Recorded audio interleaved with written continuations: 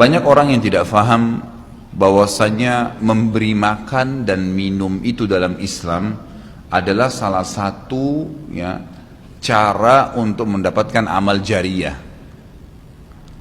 Jadi banyak orang memikirkan amal jariyah itu hanya membangun bangunan, hanya membagikan Al-Quran sehingga dihafal. Intinya fisikal, bentuk materi saja atau material ya. Lebih ke masjid, lebih ke bangunan, lebih ke jalan, lebih ke sumur gitu kan. Padahal sebenarnya ada hal-hal lain yang bisa menjadi penyebab amal jariyah. Di antaranya makanan dan minuman. Jadi hadis Nabi SAW yang sahih riwayat Imam Ahmad, ini rahasianya di hadis ini. Kata Nabi SAW, "Ma wudi'a ta'amun illa wada'allahu fihi barakah." Tidak ada makanan atau minuman yang dihidangkan untuk orang lain kecuali Allah, atau dihidangkan buat diri sendiri juga masuk sebenarnya, kecuali Allah jadikan bagian dari makanan dan minuman itu berkah. Maksudnya berkah apa? Kata para ulama, dia akan berada di tubuh orang yang mengkonsumsinya selama dia masih hidup. Jadi begini, orang tua kita semua, Bapak Ibu sekalian, orang tua kita, seperti saya, orang tua saya misalnya, pada saat saya ceramah di masjid ini, saya mendapatkan pahala karena menyampaikan agama Allah, insya Allah, bila diikuti dengan keikhlasan. Semoga Allah ikhlaskan niat kita. Orang tua saya panen pahala saya. Kenapa Bapak Ibu sekalian? Karena saya tumbuh dari ASI ibu saya, dan saya tumbuh dari nafkah ayah saya. Makanan, minuman yang saya makan selama ini sehingga membantu pertumbuhan badan saya menjadi besar dan akhirnya saya bisa hidup, maka itu menjadi amal jariyah. Makanya dalam hadis riwayat Imam Muslim, seorang sahabat bertanya, "Ya Rasulullah, ayyul islami khair?" Perbuatan apa dalam Islam yang khair? Khair ini yang baik sekali, pahalanya besar sekali, selain yang wajib, yang sunnah-sunnah aja nih. Nabi SAW tidak mengatakan perbanyaklah sholat sunnah. Kenapa? Sholat sunnah secara individual, puasa sunnah, zikir, ngaji, bukan. Karena orang ini mengatakan khair artinya yang banyak sekali pahalanya, banyak sekali manfaatnya, dan ringan, sunnah. Berarti orang lain bisa merasakan. Apa jawaban Nabi SAW? Tut'imut ta'am wa tusallimu ala man ta'rif wa man lam ta'rif. Engkau memberikan makan dan minum kepada orang yang kau kenal atau kau tidak kenal. Memberi makan umumnya. Dan engkau menyebarkan salam kepada orang muslim yang kau kenal atau kau tidak kenal. Tapi saksi bahasan kita potongan awal hadis ini, di mana Nabi SAW menjadikan amal yang paling baik, besar pahalanya dalam Islam ternyata memberi makan dan minum orang lain. Kok bisa? Bukankah dalam secara akal kita, kalau kita makan dan minum kan habis gitu kan? Ternyata yang dibuang oleh tubuh itu yang tidak dibutuhkan saja. Yang jadi, mohon maaf, air seni kita, air kencing dan buang air besar, jadi tinja itu yang tidak dibutuhkan oleh tubuh, tapi yang dibutuhkan diambil, diserat, gitu kan? Dia akan menjadi bagian daripada otot-otot, urat-urat yang memang membutuhkan pembaharuan, atau bahkan menjadi bagian daripada darah di tubuh kita dan seterusnya. Tubuh kita terdiri dari 75% air. Dan Allah SWT mengatakan dalam Al-Quran, "A'udzubillahi minasyaitonirrajim, waja'alna minal ma'i kulli syai' hayy." Kami jadikan dengan air itu segala itu bisa hidup. Dan memang seperti itu. Manusia bisa hidup dalam sebulan tidak makan, tapi manusia nggak bisa hidup kalau sebulan nggak minum. Bukan sebulan, seminggu nggak minum.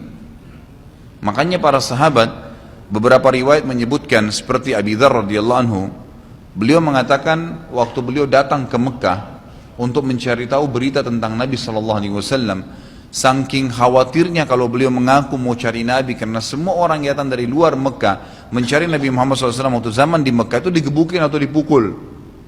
Dia dari suku Kifar, dia khawatir. Maka dia bilang, karena khawatir saya ditahu orang asing, saya juga kalau beli nanti retorika bahasa saya berbeda, maka saya minum air Zam-Zam. dan selama beberapa hari dia tinggal di Mekah itu 2 minggu cari Nabi SAW, 2 minggu minum Zamzam nggak makan apa-apa, dan bisa, gitu kan, minum air. Beberapa sahabat juga dalam riwayat Bukhari menjelaskan mereka pernah tinggal di Mekah selama sebulan tidak minum kecuali air Zamzam, bisa hidup. Apalagi memang Zamzam punya kelebihan. Ya, Zamzam itu kata Nabi SAW adalah makanan dan minuman yang menyehatkan dan mengenyangkan. Tapi intinya air, gitu kan? Intinya air. Fungsi air banyak sekali, kan gitu. Tadi kalau kita masuk makanan dan minuman dulu, memberikan makan dan minum dalam Islam ini sangat besar pahalanya, sebagaimana saya jelaskan, dan termasuk amal jariah. Di dalam Islam ada beberapa kegiatan yang kita disuruh untuk memberikan makan dan minum orang, seperti misalnya membuka puasakan orang lain dengan minum dan makan, dan dijanjikan pahala yang besar. Man fattara sha'iman kana lahu mithlu ajri sha'imin min ghairi an yanqus min ajri sha'imin syai'a. Siapa yang membuka puasakan orang lain, maka dia akan dapat pahala orang itu tanpa dikurangi sedikit pun dari pahala orang yang buka puasa tadi. Dan Umar bin Khattab radhiyallahu anhu pernah memanen pahalanya 1 kota Madinah di zaman khilafah beliau dengan air.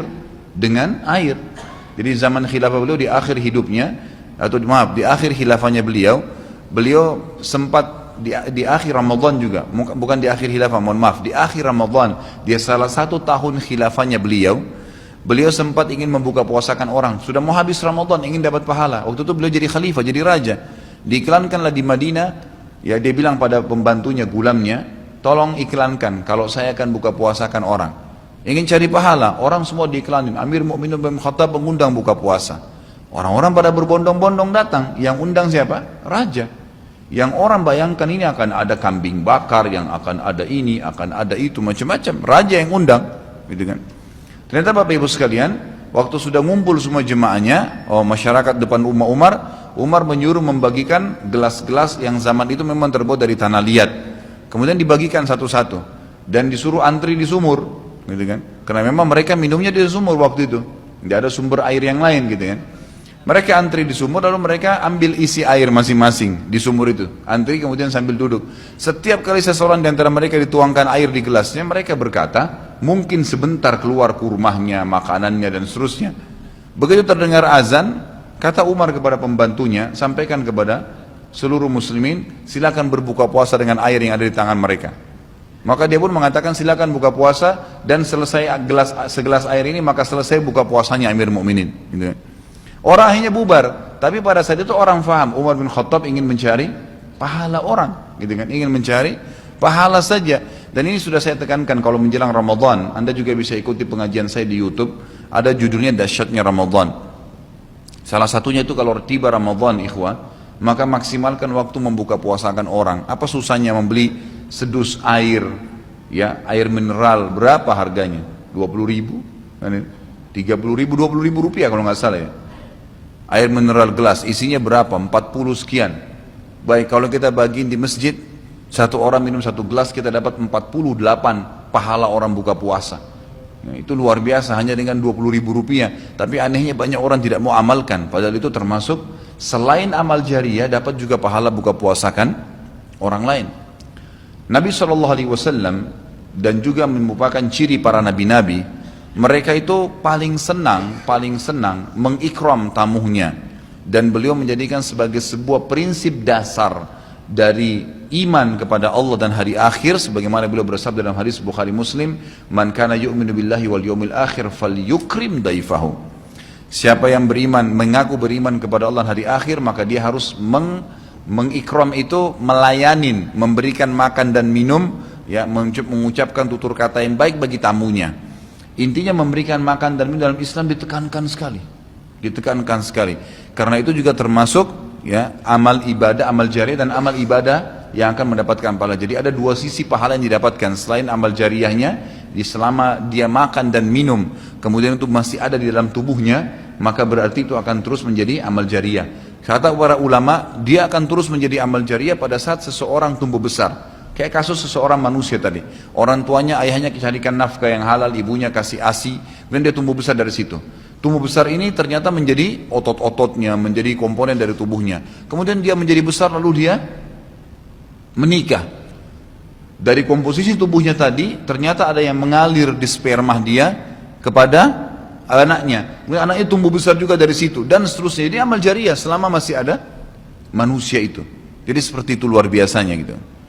Di antaranya tadi saya bilang, kita bisa mendapatkan pahala dengan buka puasakan orang. Yang kedua, mengikram orang. Mengikram ini memberikan, menyuguhkan sesuatu buat tamu. Ya. Termasuk ya, yang dianjurkan adalah sering-sering ya, mentraktir orang lain. Ada kultum saya itu. Subhanallah, saya isi salah satu pengajian di salah satu kantor di Sudirman ini.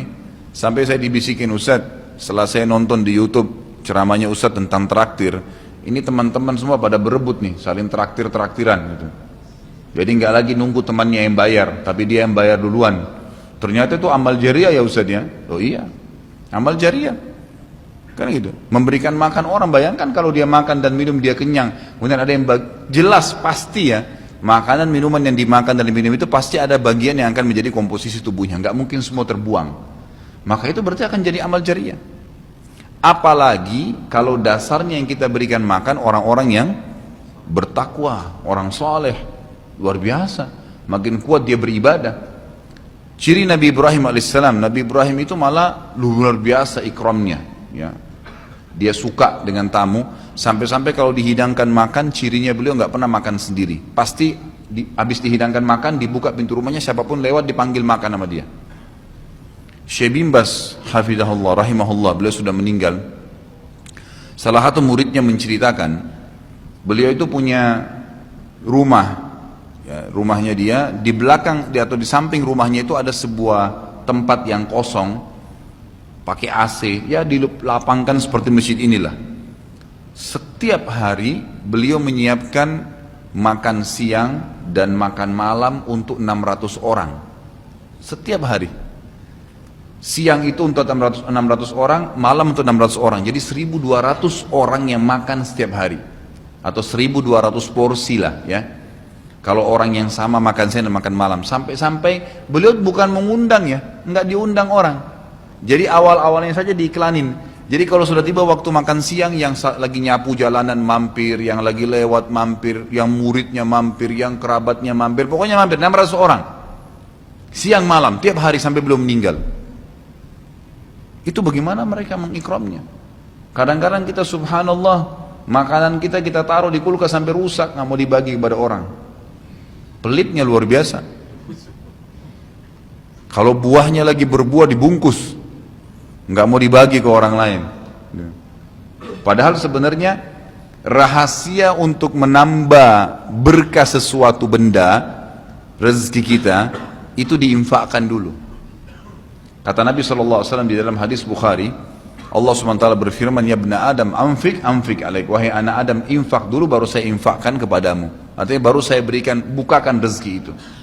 Kita kalau mau otomatis ya, spontan, begitu dapat makanan, ada makanan terus langsung dibagi. Dibagi langsung pada saat itu. Nih, bagi sama teman misalnya, atau dikata porsinya sebagian, atau kita beli bungkus yang lain. Ini saya beli satu bungkus makanan 10.000. Beli satu bungkus yang lain khusus kasih fakir miskin. Sebagai tanda syukur terhadap makanan tadi itu.